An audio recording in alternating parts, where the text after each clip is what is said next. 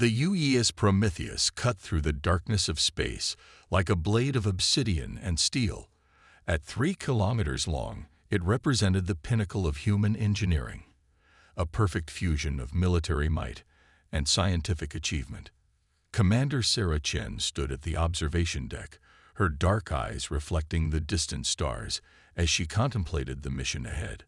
The ship's quantum arrays had detected something unprecedented, a signal that defied natural explanation. It wasn't random cosmic noise or the echo of a dying star.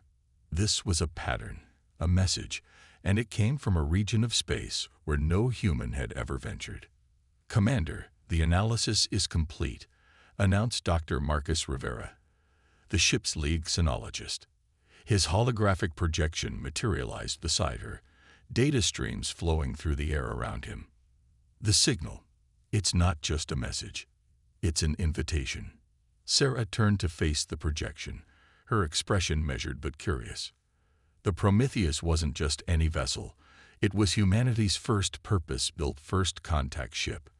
After centuries of scanning the stars and finding nothing but silence, humanity had nearly given up hope. Then came the breakthrough in quantum communications, and suddenly, the galaxy didn't seem so empty anymore. "Show me," she commanded, and the observation deck transformed into a sea of light.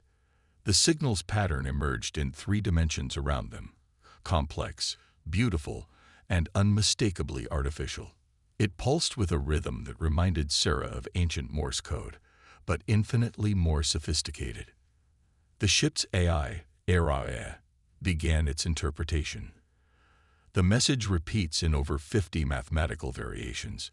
It contains coordinates, basic physical constants, and what appears to be a simplified representation of DNA structure. Whoever sent this understands the fundamentals of life as we know it. The Prometheus carried a crew of 5,000 scientists, soldiers, diplomats, and support staff. They had trained for years for this moment, running countless simulations of first contact scenarios. But now, faced with the reality, Sarah felt the weight of history pressing down on her shoulders. "Status of the quantum drive?" she asked, her voice steady despite the anticipation building in her chest. "Operating at peak efficiency," Commander reported Chief Engineer Yuki Tanaka through the ship's neural link. "The new containment fields are holding better than expected. We can make the jump whenever you give the word." Sarah nodded, though she knew the gesture was unnecessary. The neural link conveyed her acknowledgement more efficiently than any physical movement. The Prometheus represented everything humanity had achieved in the past century: quantum computing, fusion power, gravity manipulation, and the crown jewel, faster than light travel. "All departments, prepare for deep space transition," she announced, her voice carrying to every corner of the massive vessel. "This is not a drill. We are about to make history." The response was immediate. Throughout the ship, crews secured equipment, scientists backed up their data, and the military contingent ran final checks on their systems. The Prometheus might have been built for peace, but humanity had learned the hard way that peace sometimes required strength to maintain. The ship's quantum core began to hum, a sound that resonated through the hull like a distant whale song. Energy readings spiked as the drive prepared to tear a hole through the fabric of spacetime. Sarah felt the familiar tingle of the inertial dampeners engaging, preparing to protect the crew from the forces they were about to encounter. "Final coordinates locked," announced Navigation Officer James Wong. "The signal origin points to a star system approximately 1,000 light-years from Earth. Local designation, NGC 7721. Sarah took one last look at the familiar stars around them. Somewhere out there, Earth waited, hoping for news of their success. The Prometheus carried humanity's hopes, dreams, and fears into the unknown. Whatever they found at the source of that signal would change human history forever. "Initiate quantum transition," she commanded. The stars around them began to blur and stretch. The quantum drive's distinctive hum rose to a crescendo, and reality itself seemed to fold around the massive ship.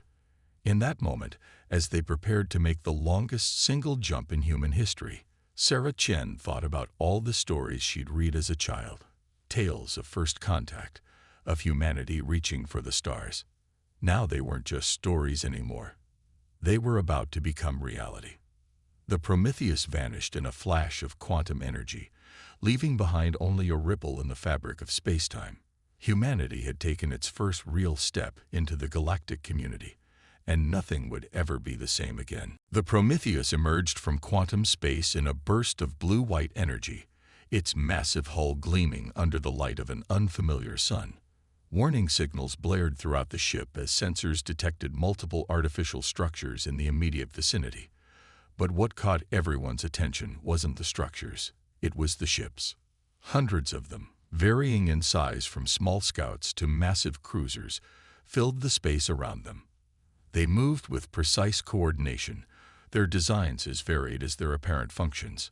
Some resembled crystalline formations, others looked like organic beings themselves, and still others defied human comprehension entirely. Multiple signals incoming, reported communications officer Lisa Patel, her fingers dancing over her neural interface.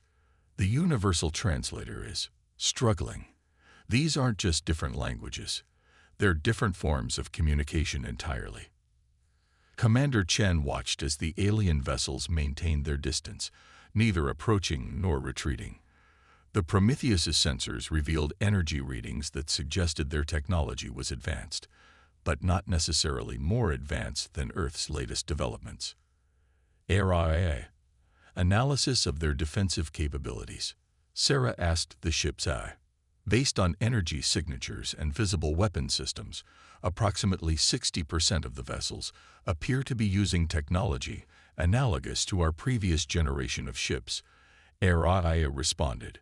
Their propulsion systems primarily rely on conventional fusion drives. Only 3 vessels show quantum signatures similar to ours.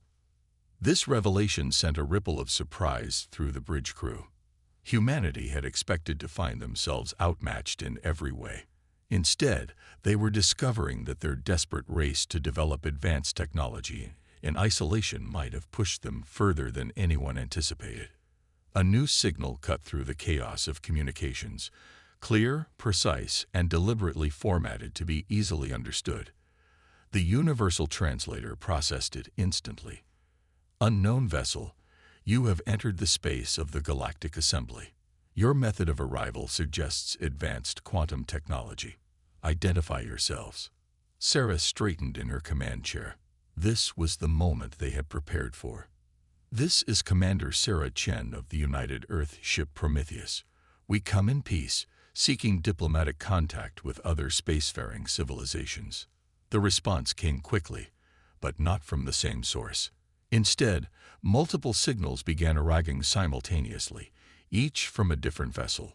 The bridge's holographic display lit up with alien faces and forms, some humanoid, others wildly different from anything Earth's xenobiologists had imagined.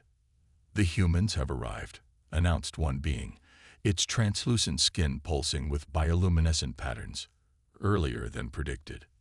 Their ship's size, observed another, this one appearing as a swirling cloud of metallic particles. It exceeds assembly standards. The quantum signature is unique, added a third, whose crystalline form reflected light in hypnotic patterns. Their development path has been unexpected. Dr. Rivera's excitement was palpable as he analyzed the incoming data. Commander, we're dealing with at least 15 distinct species here, possibly more. Their technological development appears to have followed similar patterns, except for quantum technology. Somehow, we've leapfrogged centuries of development in that area. The revelation was interrupted by a new arrival. A massive ship, easily matching the Prometheus in size, emerged from behind one of the orbital structures. Unlike the others, this vessel seemed to be a collective effort, its design incorporating elements from multiple species' architectural styles. Commander Chen, came a new voice, speaking in perfect English. I am High Mediator Zixtal of the Galactic Assembly. Your arrival has caused quite a stir among our members. We have been watching Earth for some time, but your rapid technological advancement surprised us. Sarah felt a chill run down her spine. They had been watching Earth. For how long? And why hadn't they made contact before now? "High Mediator," she responded carefully. "We are honored to make your acquaintance. Though I must admit, learning that we've been under observation is unexpected." A sound that might have been laughter came through the communication channel. "Commander, every spacefaring species is observed before contact. It is our way of ensuring peaceful integration into the greater galactic community. However, most species take centuries longer to achieve what humanity has managed in mere decades." The implications were staggering.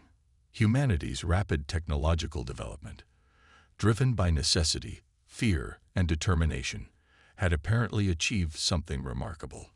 They hadn't just caught up to the galactic community. In some areas, they had surpassed it. "We would be honored to learn from the Assembly," Sarah offered diplomatically, "and to share what we have learned in return." "Yes," Zixtal agreed, but there was something in their tone that suggested concern. "Though I must warn you, not all members of the Assembly are comfortable with such rapid advancement. Some fear what it might mean for the established order." As if to emphasize this point, several ships suddenly broke formation, moving to positions that could be interpreted as either defensive or threatening. The Prometheus's tactical systems automatically highlighted them, though no weapons were armed. "We understand," Sarah replied, maintaining her diplomatic tone while signals from her neural link quietly brought the ship's defensive systems to standby.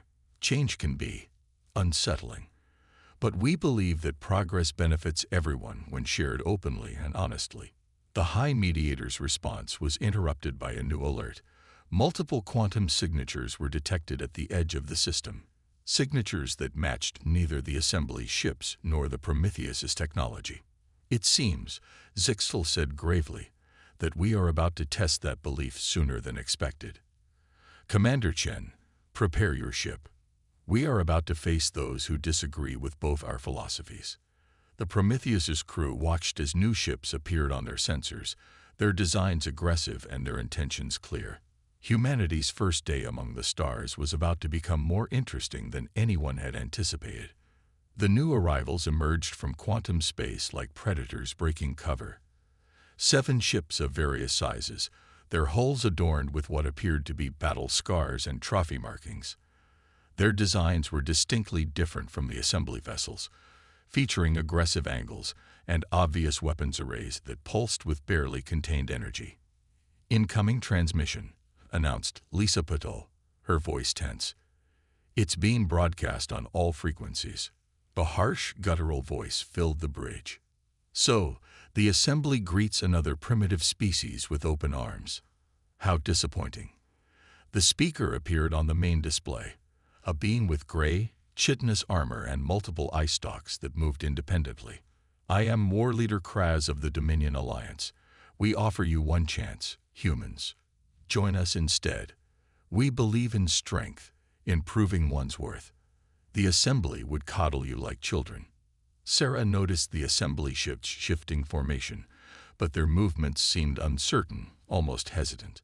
The High Mediator's next words confirmed her suspicions. "The Dominion Alliance broke away from the Assembly 3 cycles ago," Zixtal explained quickly through a private channel. "They believe in technological supremacy through conflict. We haven't engaged them directly because our defensive treaties are complex." Sarah understood the unspoken message. The Assembly, for all its advancement, was bound by its own protocols and political complications. But the Prometheus wasn't. "War Leader Kraz," Sarah responded, her voice carrying the authority of someone who commanded humanity's most powerful vessel. "We appreciate your offer, but we've already chosen our path. We believe in cooperation, not domination." "Disappointing, but not surprising," Kraz snarled. "Then let us show you the price of weakness." The Dominion ships launched what appeared to be some form of missile, dozens of them, streaking through space toward both the Prometheus and the Assembly vessels. What happened next would be discussed in the Assembly for years to come. The Prometheus's quantum defense grid activated instantly. Space itself seemed to ripple around the massive Earth vessel as the incoming weapons simply disappeared, their matter scattered across multiple quantum states. Fascinating, Dr. Rivera muttered, analyzing the Dominion's weapons. They're still using conventional warheads, just with more powerful payloads. They haven't even considered quantum disruption technology. Multiple targeting solutions available, reported Tactical Officer Miguel Santos. Their shields appear vulnerable to our phase cannons. Sarah stood from her command chair, her decision made. This is Commander Chen of the UES Prometheus to all Dominion vessels. Your weapons cannot penetrate our defenses. Withdraw now, or we will be forced to demonstrate why cooperation is preferable to conflict. The response was another barrage of weapons fire, this time including what appeared to be their heaviest weapons. Once again, the quantum defense grid rendered them harmless. They're not going to back down, Zixtal observed through the private channel. The Dominion never does. They'll keep escalating until someone stops them. Sarah finished. AI, tactical analysis. The ship's AI responded instantly. Dominion vessels show multiple vulnerabilities. Their quantum shielding is non-existent, and their conventional shields are inadequate against our technology. Non-lethal options are available. Sarah nodded. Implement tactical pattern Delta. Target their weapons and propulsion systems only.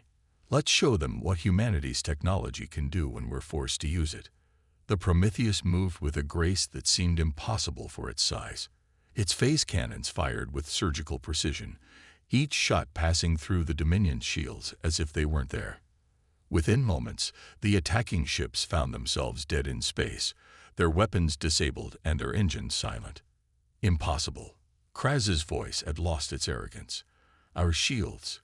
How did you? As I said, Sarah replied calmly, we believe in cooperation. Your shields were designed to stop kinetic and energy weapons, but we've moved beyond such simple approaches. Now, shall we discuss this civilly, or would you prefer another demonstration? The silence that followed was broken by something unexpected. Laughter from the High Mediator. Well done, Commander Chen. Well done indeed. You've managed to do what our diplomatic protocols have prevented us from doing for cycles. Show the Dominion that their path is not the only source of strength. The assembly ships were moving again, this time with purpose and coordination. They took up positions around the disabled Dominion vessels, finally acting with the authority their advanced civilization suggested they should have. This changes everything, Zixtal continued. Your technology, your approach to conflict resolution, decisive yet measured. Perhaps humanity has more to teach us than we anticipated. Sarah returned to her command chair, allowing herself a small smile. We're happy to share our insights, High Mediator, though I suggest we begin with diplomatic protocols, specifically how to ensure peace without becoming paralyzed by the fear of conflict. As the assembly began coordinating the detention of the Dominion ships, Dr. Rivera approached Sarah's chair. Commander, the amount of data we've gathered from this encounter alone will keep Earth scientists busy for years. But something puzzles me. Why didn't the assembly develop quantum technology the way we did? Perhaps, Sarah mused, watching the activity around them. It's because they didn't have to. They found each other early, shared technology, developed together.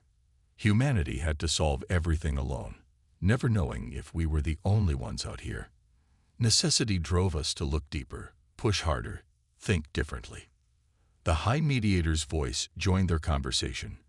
And that, Commander Chen, is exactly why your arrival has caused such excitement.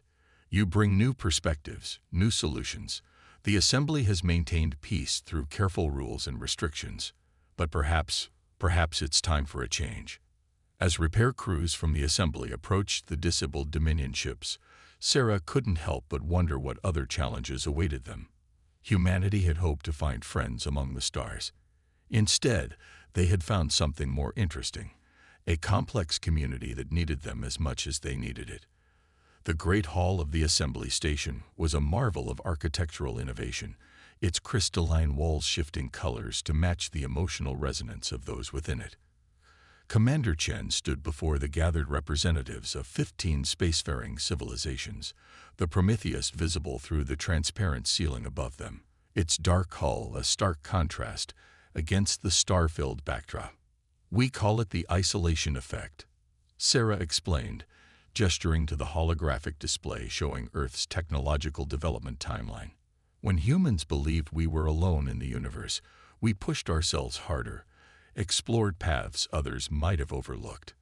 We had no one to share technology with, no one to tell us something was impossible." The assembled aliens watched with various expressions of interest, their forms as diverse as their reactions. The crystalline exterior shimmed with patterns of deep blue fascination. The gaseous vol swirled in contemplative eddies. "But surely," interrupted Cottle, the serpentine representative of the Scythe Collective, "such isolation would have slowed your development.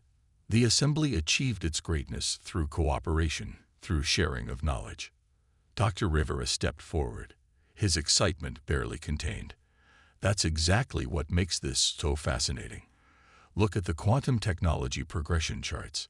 The assembly developed quantum communications over 3 centuries through careful, methodical collaboration. Humanity, we did it in 30 years because we were trying to find anyone else out there." The revelation caused a stir among the representatives. The High Mediator Zixtal raised all 4 hands for silence. This explains much about the humans' unique approach to problems. They developed not just technology, but a different way of thinking. In the days following the Dominion incident, the Prometheus had become a hub of intellectual and cultural exchange.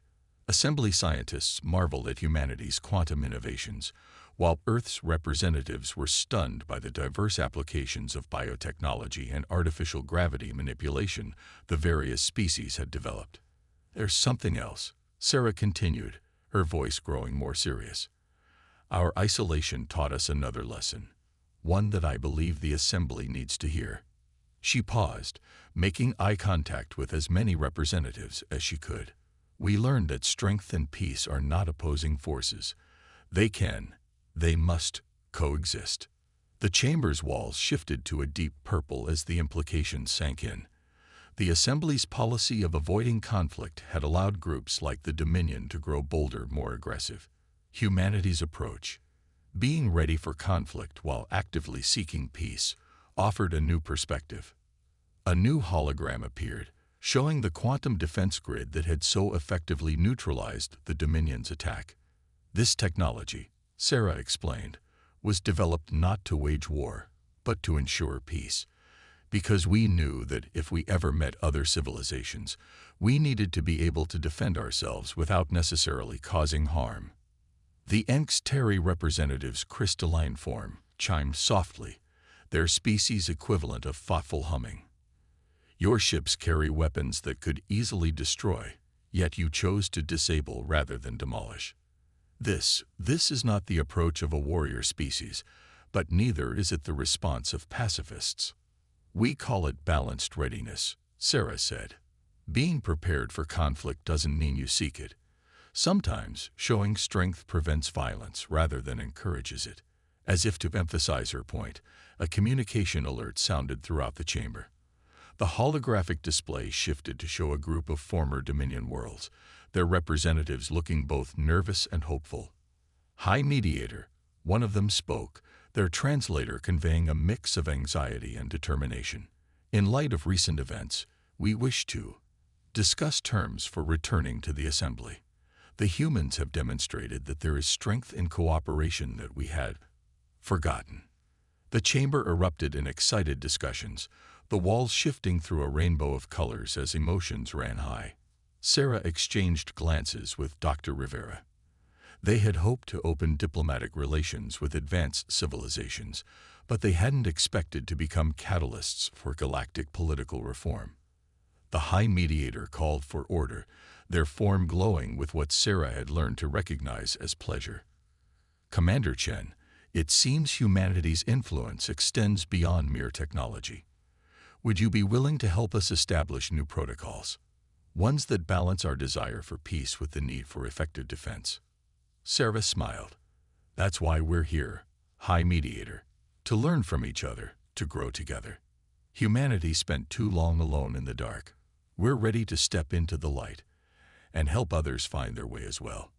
The discussion continued long into the station's artificial night, representatives from vastly different species finding common ground in humanity's unique perspective. The Prometheus's crew had come seeking knowledge and friendship among the stars. Instead, they had found a galaxy in need of change, and their very isolation had prepared them to help guide that transformation. As Sarah watched the various species interacting, sharing ideas and concerns openly, she realized that humanity's greatest gift to the galaxy might not be their technological innovations, but their perspective. The unique viewpoint of a species that had developed in isolation, yet never lost its desire to reach out and connect. 3 months after humanity's first contact with the Galactic Assembly, the Prometheus hung in orbit above a world that would change everything. The planet's surface gleamed with bioluminescent continents, the homeworld of the Angstari, chosen as the site for signing the new Galactic Accord. Commander Sarah Chen stood on the Prometheus's observation deck, watching shuttles from 24 different species ferry delegates to and from the surface. The ship's quantum communications array hummed constantly, maintaining real-time contact with Earth, despite the vast distance. "The final draft is ready, Commander," announced Dr. Rivera, approaching with a holographic document floating before him. "Earth's representatives have approved it, and the Assembly Council is preparing for the formal ceremony." Sarah studied the document, the culmination of months of intense negotiation and cultural exchange. It wasn't just a treaty, it was a complete reimagining of how spacefaring civilizations would interact. "To think," she mused, "all of this started because we developed quantum technology in an unexpected way." "It started because we were alone," corrected Rivera, "and because we refused to let that loneliness define us." The ship's AI, Araya, manifested a holographic presence nearby. "Incoming transmission from High Mediator Zixtal. They're requesting your presence at the preliminary council meeting." Sarah nodded, straightening her formal uniform. In the months since their arrival, the Prometheus had become more than just Earth's flagship. It had become a symbol of change throughout the galaxy. Its quantum technology was being shared under careful protocols, while its defensive capabilities had already prevented 3 potential conflicts between former rival species. The transportation beam, another human innovation that had amazed the Assembly, deposited Sarah in the Grand Council chamber on the planet's surface. Representatives from all known spacefaring species were present, including several former Dominion worlds that had chosen to rejoin the galactic community. "Commander Chen," Zixtal greeted her warmly. "The final pieces are falling into place. The combined research teams have confirmed that quantum technology can be safely distributed without risking weapons proliferation. Your proposal for a joint defense force has been accepted by all major powers." Sarah took her place at the circular table, noting how the chamber's architecture incorporated elements from every member species. "And the education initiative?" "Beyond our highest expectations," answered Cottle of the Scythe Collective. "The human approach to problem solving, this thinking outside the box, as you call it, has already led to breakthroughs in fields we thought fully explored.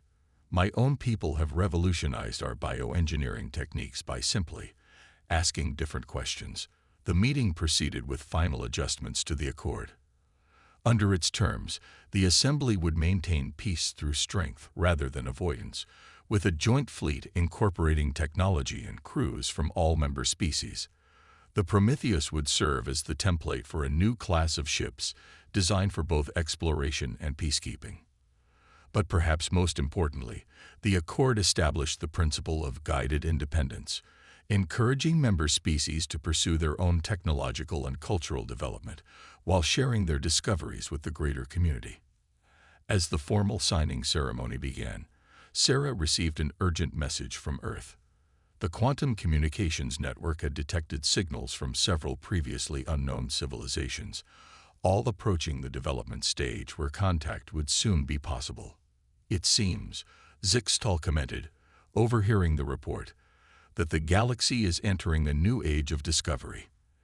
And thanks to humanity's influence, we are better prepared to welcome new members to our community. The ceremony itself was broadcast across known space. Ships from every member species formed an honor guard in orbit, their formations creating a spectacular display of unity and strength. The Prometheus took its place at the center, a symbol of how isolation had led to innovation, and how innovation had led to connection. This is more than just a political agreement, Sarah addressed the assembled delegates. This is a recognition that diversity, in thought, in approach, in development, makes us all stronger. Earth spent centuries looking up at the stars, wondering if we were alone. Now we know that we never truly were. We were all simply taking different paths to the same destination.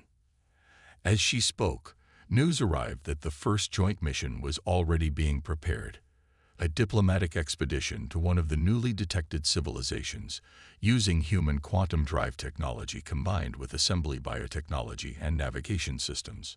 The stars are no longer a barrier, Sarah continued. They're a bridge.